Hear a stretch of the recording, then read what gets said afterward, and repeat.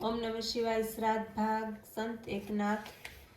તે અરસામાં એક દંડવત સંન્યાસી ફરતા ફરતા પૈઠણની આવી ચડ્યા. તેમણે એક નાથ માટે અતિ આદર હતો. દંડવત સંન્યાસીએ એક વ્રત લીધું હતું કે ભૂત માત્રને નમવું, તેથી તે બધાને નમસ્કાર કરતા.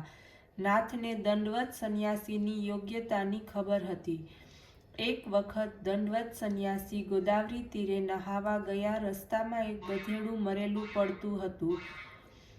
તેને જોવા માટે લોકો ટોળે વળ્યા હતા. દંડવત સંન્યાસી પણ ત્યાં આવ્યા અને બોલ્યા, આ ચૈતન્યને મારા નમસ્કાર, અને તેને પગે લાગ્યા. આટલું બોલતા જ બધાના આશ્ચર્યની વચ્ચે ગધેડું ઊભું થઈ ગયું અને ચાલવા લાગ્યું. ચારે બાજુ આ સંન્યાસીની સિદ્ધિની વાતો થવા લાગી.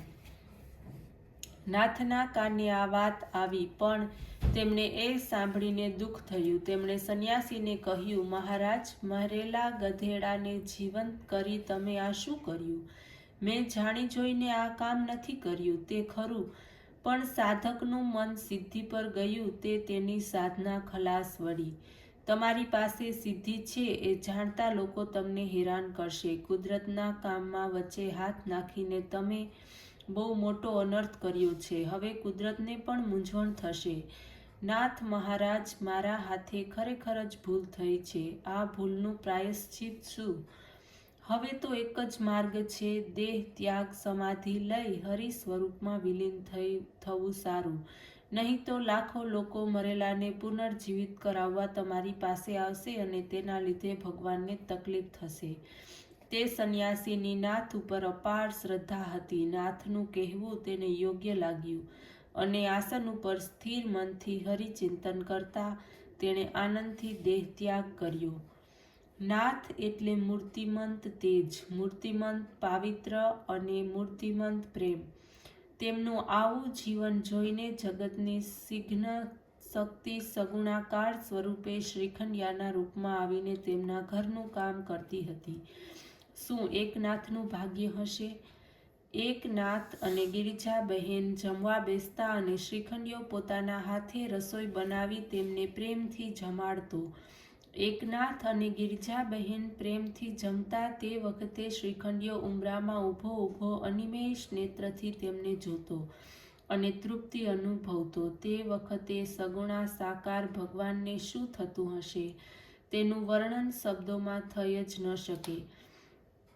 પોતાના જળનો કોઈને સદુપયોગ કર્યો કે દુરુપયોગ કર્યો તે જોવા વગર જેમ પૈઠણની ગોદાવરી માતા વહેતી હતી, તે જ સહજ સ્વભાવથી નાથની જીવનગંગા શુદ્ધ ચારિત્ર લઈને વહેતી હતી. તે સુવાસથી ખેંચાઈને દૂર દૂર સુધી લોકો નાથના દર્શન કરવા આવતા હતા. એક દિવસ પૈઠણના રસ્તા ઉપર નાથના ઘરની તપાસ કરતો કરતો દ્વારકાથી આવેલો એક બ્રાહ્મણ નાથના ઘર તરફ જતો હતો. ક્યાં દ્વારકા અને ક્યાં પૈઠણ, પણ ભક્તને દેવનું કેટલું ખેસાણ હોય છે તે જુઓ. પૈઠણને રસ્તે તેને પ્રથમ મળ્યો તે નાથનો કાવડવાળો શ્રીખંડિયો. તેણે તેને નાથ મંદિરે બતાવ્યું, તેથી તે નાથ મંદિરે આવી પહોંચ્યો. તે જ તેજને ઓળખી લે છે. એ ન્યાયે તપથી તેજોમય થયેલા તે બ્રાહ્મણનો નાથે આદર સત્કાર કર્યો. હિંચકા ઉપર પોતાની બાજુમાં બેસાડી તેમણે પૂછ્યું, તમે કોણ છો? હું દ્વારકાનો બ્રાહ્મણ છું. તમે ખૂબ લાંબેથી આવ્યા છે. દ્વારકામાં અનુષ્ઠાન કરતા કરતા મને આકાશવાણી સંભળાઈ. શું કહ્યું દ્વારકાધીશે? હું દ્વારકામાં નથી, પણ નાથને ઘેર પૈઠણમાં તને મળીશ. મારે ઘેર? હા, તમારે ઘેર. પરમાત્મા તો સર્વવ્યાપી છે, તે નથી એવી કઈ જગ્યા છે? મહારાજ, તમે મારા ઉપર ગુસ્સો ન કરતા, પણ આ વેદાંત મને એટલું મોઢે થઈ ગયું છે કે હવે તેનો કંટાળો આવ્યો છે. કેવળ શબ્દ પાંડિત્યથી મારું સમાધાન થતું નથી. તે શ્યામ મૂર્તિ આંખથી જોઉં, તે મેઘશ્યામ માધવ આંખથી જોવા મળે તે માટે હું અહીં આવ્યો છું. પણ તે તમને અહીં ક્યાંથી મળશે? તેના ઘેરથી તો તમે અહીં આવ્યા. પોતાનું ઘર છોડીને તે અહીં આવ્યો છે, તેથી હું પણ અહીં આવ્યો. તો પછી તમને તે અહીં ક્યાંય જોવા મળે છે? ઘરકામ કરવાવાળો તમારો શ્રીખંડિયો ક્યાં છે? તમે શું કહો છો? તમારા પુણ્યને લીધે દેવને જ તમારી સેવા કરવાનું મન થયું, તેથી તે તમારી સેવા માટે અહીં આવ્યા. દ્વારકા છોડીને દ્વારકાધીશ અહીં શા માટે આવે? તમારા જેવા પરમ ભક્ત માટે દેવને પણ દેવપણું છોડવાનું મન થાય છે. તમે શું કહો છો તે મને કંઈ જ ખબર નથી. શ્રીખંડિયાને બોલાવો તો બધી જ ખબર પડશે. કોને? શ્રીખંડિયાને? હા, એ જ રૂપમાં દ્વારકાધીશ તમારે ઘેર આનંદથી રહે છે. તે દ્વારકાધીશ છે? હું તેમને બિલકુલ ઓળખી ન શક્યો. તે ક્યાં છે?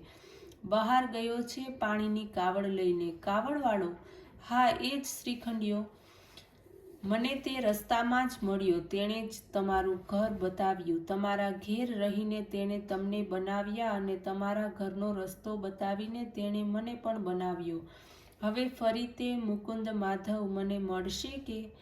ઊભો રહો, હું તેને બોલાવું છું. ગદગદ કંઠે નાથે હાક મારવાની શરૂઆત કરી. શ્રીખંડિયા શ્રી, શ્રીખંડિયા શ્રી. અરે શ્રીખંડિયા! નાથની હાંકથી નાથ મંદિર ભરાઈ ગયું. ઉદ્ધવ દોડ્યો આવ્યો. હાથમાંનું કામ છોડી ગિરજાબહેન આવ્યા. નાથે પ્રત્યેકને પૂછ્યું, શ્રીખંડિયો ક્યાં છે? ઉદ્ધવે કહ્યું, પાણી ભરવા ગયો હશે. શોધી આવો એને. ગિરજાબહેને કહ્યું, નહીં, હમણાં જ તે આવ્યો હતો. તો પછી તેને બોલાવો. પણ શ્રીખંડિયો ઘરમાં ન હતો, ગોદાવરી તીરે પણ ન હતો. આખું પૈઠણ તેણે શોધતું હતું. હમણાં શ્રીખંડિયો નાથનો છાંયડો બની રહેતો હતો, પણ આજે તે દેખાતો ન હતો. નાથનું ચિત્ત હલી ગયું. હરિની લીલા એવી અતકર્ય હશે કે સર્વભૂતોમાં ભગવાનને જોનાર નાથ પણ ખરા સ્વરૂપને ઓળખી શક્યા નહીં. ભગવાને કાવડ લઈને નાથનું પાણી ભર્યું. પૂજા માટે કૂવો આણ્યા. એઠી પતરાળી ઉપાડી. જેથી આજ્ઞાથી વિશ્વનો કારભાર ચાલે છે તે ગિરજાબહેનનું શાક સમારી આપતા. દેવની સેવા કરનારા કોટી કોટી ભક્તો છે, પણ તેને દેવ જેની સેવા કરી એવા ભક્તોના નાથ ભગતગણોના ચક્રવર્તી જ છે. આ પ્રસંગથી ભાગવત ધર્મના ભક્તિ પંથની મહત્તા વધી છે. ઓમ નમઃ શિવાય.